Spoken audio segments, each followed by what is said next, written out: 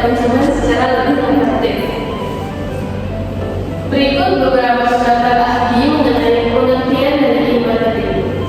Menurut Chevy dan Smith tahun 2017, istilah yang diawali dengan huruf I dimulai berkembang pesat sejak era .com pada tahun 2000. E-marketing sering disebut juga sebagai digital marketing atau pemasaran yang memanfaatkan internet sebagai inti dari aktivitas bisnis digital.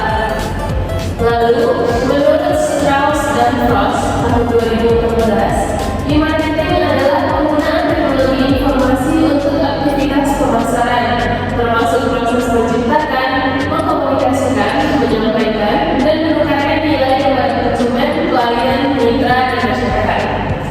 Yang ketiga, menurut Strauss dan Frost tahun 2014, dalam era e-marketing terjadi pergeseran kekuatan dari penjual kepada pembeli. Konsumen yang memiliki akses informasi yang luas dan cenderung lebih mempercayai perasaan dan sesama konsumen dibandingkan promosi yang dilakukan perusahaan atau influencer.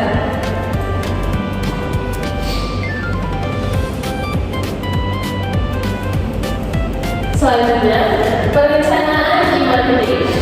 Menurut Kotler tahun 2022 menyebutkan rencana pemasaran memiliki fungsi utama menggambarkan tujuan perusahaan dan tindakan yang diusulkan, menginformasikan para pemangku kepentingan terkait tujuan dan rencana tindakan, serta mempersuasi pengambil keputusan yang relevan mengenai kelayakan tujuan dan tindakan yang diusulkan.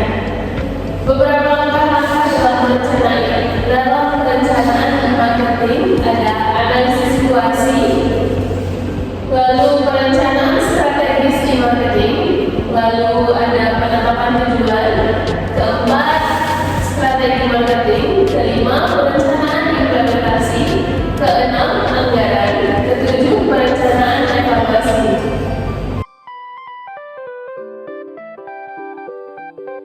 Baik, selanjutnya ada riset e-marketing. Stokes tahun 2018 menyebutkan metodologi untuk melakukan riset dimulai dengan menetapkan tujuan. Sampel untuk riset kemudian diputuskan. Setelah itu, menentukan metode pengumpulan data menggunakan metode kualitatif maupun kuantitatif. Kemudian, data yang dikumpulkan tidak hanya data primer maupun data sekunder, dapat juga berupa catatan internal. Data yang telah diperoleh perlu dianalisa hasilnya. Terakhir, diformulasikan kesimpulan dan intisari dari hasil yang telah dilakukan.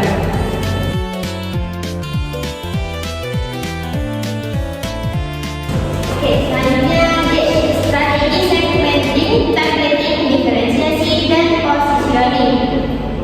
Pasar pemerintah segmentasinya dapat didasarkan pada cakupan pengelolaannya seperti daerah, provinsi, maupun kota atau kabupaten. Dalam e-marketing, perusahaan dapat menargetkan konsumen dengan memilih segmen pasar tertentu atau menerapkan pemasaran mikro yang menyesuaikan kebutuhan pemasaran kepada individu atau kelompok kecil konsumen. Pendekatan ini membantu perusahaan menciptakan diferensiasi, yaitu keunikan produk atau layanan yang membedakan dari pesaing dan memberikan nilai bagi pelanggan. Selain itu, perusahaan perlu menerapkan positioning, yaitu strategi membangun citra produk atau merek dalam benak konsumen sasaran agar memiliki posisi yang jelas dan unggul dibandingkan produk pesaing. Berikutnya yang E yaitu produk berupa penawaran online. Penawaran produk secara online merupakan bagian penting dalam e-marketing untuk menciptakan nilai bagi konsumen dan membangun brand equity. E-marketing memungkinkan perusahaan mengembangkan produk dengan melibatkan konsumen melalui umpan balik atau feedback dan crowdsourcing. Selain itu, internet menciptakan persaingan yang semakin ketat sehingga perusahaan perlu terus berinovasi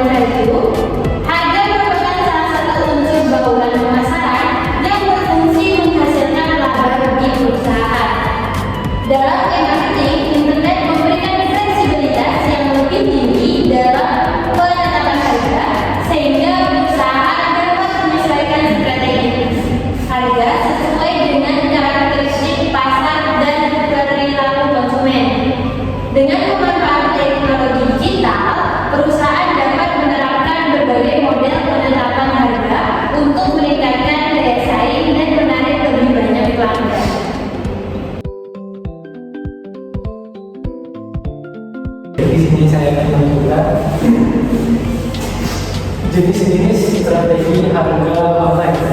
Yang pertama ada fixed pricing, menu pricing ya, harga ditetapkan oleh penjual dan tidak dapat ditawar oleh pembeli. Dan yang kedua, dynamic pricing, harga dapat berubah sesuai kondisi pasar, segmen pelanggan atau waktu tertentu. Dan yang ketiga, renting software, perangkat lunak dipasarkan melalui sistem sewa atau berlangganan daripada dijual secara langsung. Dan yang terakhir, penempatan harga dalam website, penyajian harga secara strategis pada situs web untuk menarik perhatian dan mendorong terpusat pembelian oleh konsumen.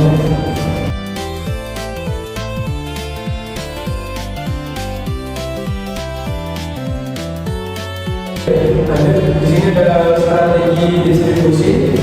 Strategi distribusi adalah e-marketing bertujuan untuk memastikan produk atau layanan dapat sampai kepada konsumen secara efektif melalui saluran digital.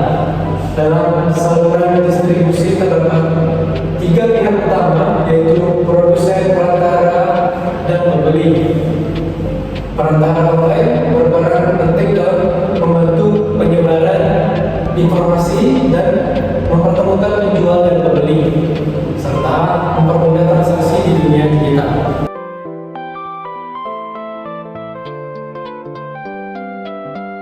Dan selanjutnya, komunikasi di marketing, online and media.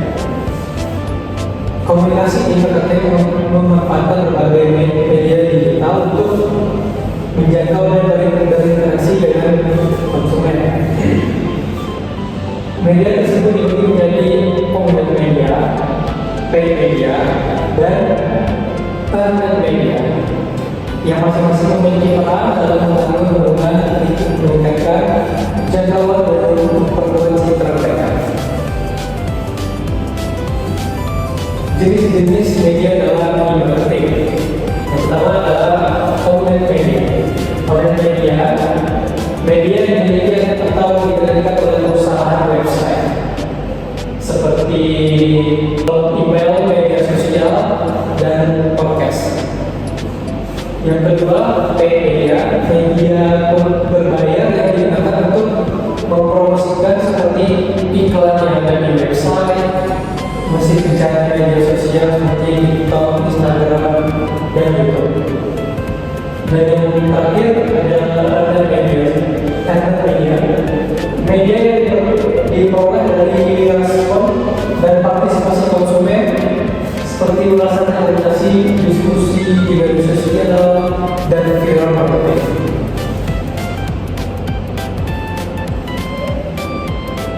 Baik, kesimpulannya, e-marketing merupakan bagian dari bisnis sehingga harus sejalan dalam penetapan strategi bisnis.